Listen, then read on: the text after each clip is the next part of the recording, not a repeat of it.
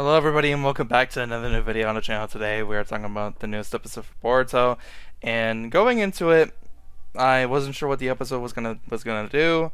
I wasn't sure if it was gonna be any good or not, but after watching it, I actually think that it's pretty great. I actually really enjoyed this episode. I thought it was a lot of fun. I think the characters that are like the main focus of the episode were done really well, and it kind of helps that there was a novel version of this with above average writing. So of course, when they're gonna take the source material of that novel and then use it for the episode and possibly this mini arc that we're getting with Mirai Sarutobi, then it's gonna be really enjoyable, or at least more enjoyable than any other episode of Boruto, like over the last like couple weeks or so. But we start off the episode and we meet our main character of the arc and this episode specifically, which is Mirai Sarutobi. And if you don't know who Mirai Sarutobi is, Mirai is the daughter of Asuma and Kurenai, and Asuma died back in Shippuden, and it was a really sad scene. And I still think that's one of the better moments of Naruto Shippuden, because it's very emotional, it's very impactful. I really enjoyed it, and it made me it made me feel emotional. It was a very emotional scene. I really enjoyed that. I really enjoy when a source material can make me feel emotional, like the death of Asuma.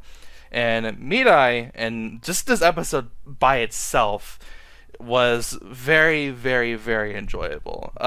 Because there's so much about her that I just really enjoyed in the episode, and I'm glad we were able to get to see it in this episode, because the previous like twice that we got to see her like a while back, and then during around like the beginning of like the whole stuff when Mitsuki left the Leaf Village, those were like the only like two times that we got to see her. And we saw her when she was younger, like when she was like 2 years old or something, but now she's like 15, 16 years old. But in this episode, we got to see more of her. We got to see more of her personality, more of just her herself as a character, and she was very enjoyable. She's very awkward. She likes to overthink things a lot of the time, and then whenever people call her out on her bull crap, whenever she's overthinking something, she gets very, embarrassed and nervous. And I kind of relate a lot to that, because if you know me, I can be kind of awkward at times. I feel like I'm pretty awkward at times. I overthink things all the time. Like even as I was watching the episode, even as I'm watching the episode, I was like overthinking, like, oh, they're gonna do this, oh, they're gonna do that instead, blah blah blah. But instead, they ended up giving us an episode that was really enjoyable, and I felt kind of dumb for thinking that the episode was gonna do something else instead of what it did. And that's what ends up happening in the episode much later on, after the beginning of the episode. And speaking of the beginning of the episode, Mirai, of course, shows her respects to her late father, and obviously she's very respectful because she has a lot of respect for the previous generation, like Shikamaru, for example. She has a lot of respect for Shikamaru because Shikamaru is essentially her godfather, and her father figure, of course, because Asuma had passed away when she was very young, before she was even born even. And so when Shikamaru was basically appointed to be her godfather from Asuma himself, she looked at him as his as her father figure. And I just like the relationship between the two of them, and how much respect that she has for the previous generation, like Naruto as the Hokage, as the 7th Hokage, and even people like Kakashi, the 6th Hokage, and Guy, of course. And just, she has so much respect for the previous generation, and I feel like Mirai is kind of like the viewer's perspective. And I mean of the generation that grew up watching Naruto and Naruto Shippuden, like myself. Mirai looks at these characters with a lot of respect. I love seeing Shikamaru, I love seeing Naruto, I love seeing Sasuke, and these previous characters that we got in the previous series. And then we have this new generation, and just Mirai kind of looks at Shikadai and Boruto kind of like how we do it as a viewer of the episode. And I just really enjoyed that. I really enjoyed it, just the interaction and the relationship of Shikadai and not Shikadai, Shikamaru and Mirai. It was very enjoyable, and I really liked it. But the whole point with Mirai in this episode and in this arc itself is that she's supposed to be basically an attendant for Kakashi and Guy, and they're going on a vacation. But of course, as I explained earlier, she's overthinking a lot of things, so she thinks that this is some high-level class S-class mission, and she has to, protect the sixth Tokage and Guy Sensei and everything. And no, it's not that at all. And even Boruto in the episode explains that it just sounds like a glorified vacation, and because that's what they're doing. They're going on a vacation. Kakashi and Guy are just going on a vacation, and in the episode they actually go to a location where a movie adaptation of Make Out Paradise, Kakashi's favorite book written by Jiraiya, was located. And there was a really funny part of the episode when they get there. Guy and Kakashi, they're like getting like pumped up, and they're emotional, and they're like, this is the hollowed ground and whatever. And Mirai starts getting, like intrigued by what they're talking about with Make Out Paradise, and that's when she's like, hey, I want to read the book now. And they're just like, no, you're not, you're too young, you're not allowed to read the book yet. And Guy gives her like a workout book where you can exercise like 24 hours for 24 hours, and it was a really funny scene. It was really enjoyable, and just the episode itself even also gives us a lot more of character interaction with Kakashi and Guy. And if you like Kakashi, and if you like Guy, and if you like their friendship and their interaction with each other, you're gonna really like this episode, because we get a lot of that. Because before we even get to that part of the episode, Mirai actually they're walking through like a forest area, of course, and they meet this old guy, and this old guy is just walking with a wooden cane, right? And Mirai is overthinking it. She thinks that he's a possible shinobi for whatever reason, even though he just looks like an ordinary old guy.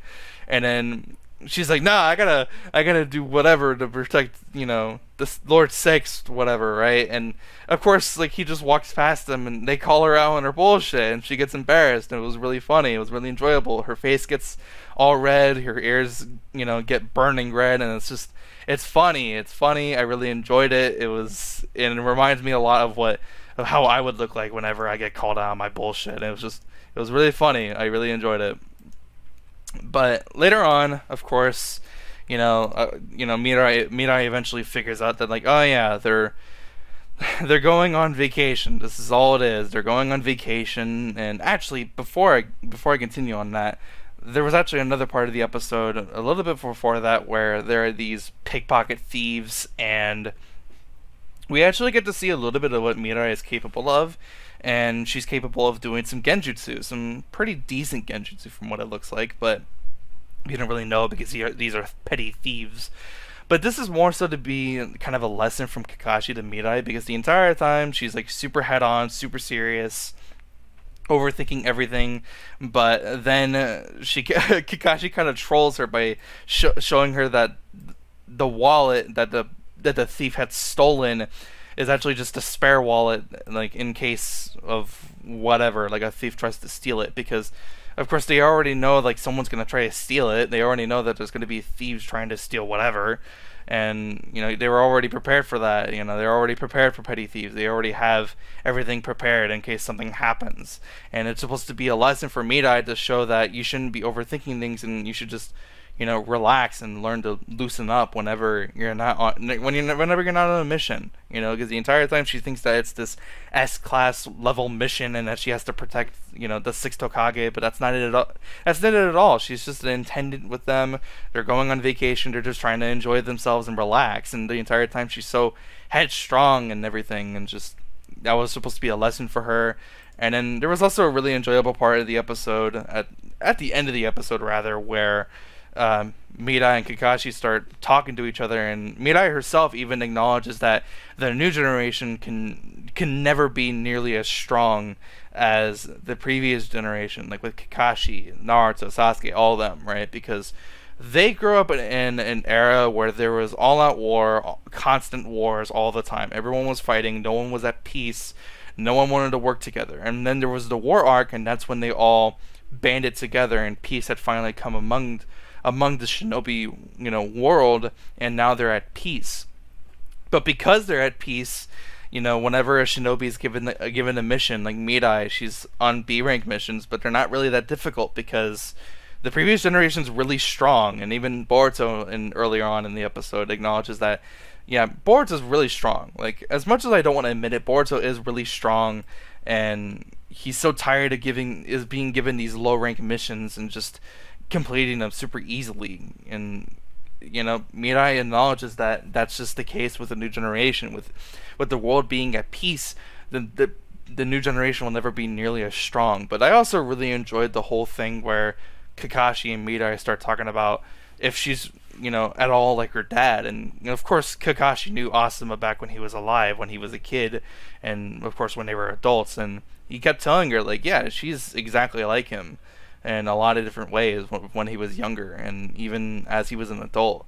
And I just liked that character growth with Mirai learning more about her dad and even learning more about herself, possibly, because of course she didn't grow up with her dad. Her dad was already dead by the time she was born, and she didn't really have a father figure. And Shikamaru was her father figure, but she was nowhere near like Shikamaru at all, of course, and she didn't really have anyone to really relate to. But now she knows that she's able to relate to Asuma, her father, and it was really enjoyable.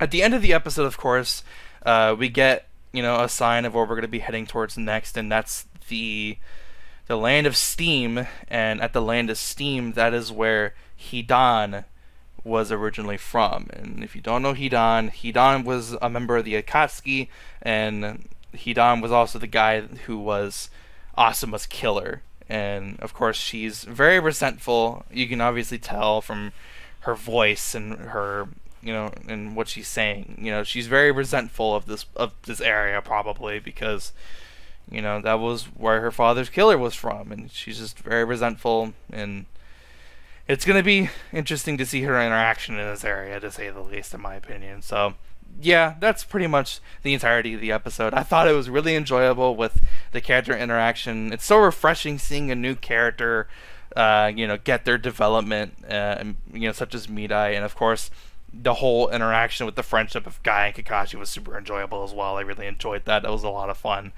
But that's kind of it. Not a lot else happens besides for it to be just kind of a setup for what's going to be happening over the course of the next couple episodes. Maybe something interesting will happen. We're going to have to wait and see. And I have no idea what they're going to be doing. So this is my first experience with, I guess, the novelization of this arc.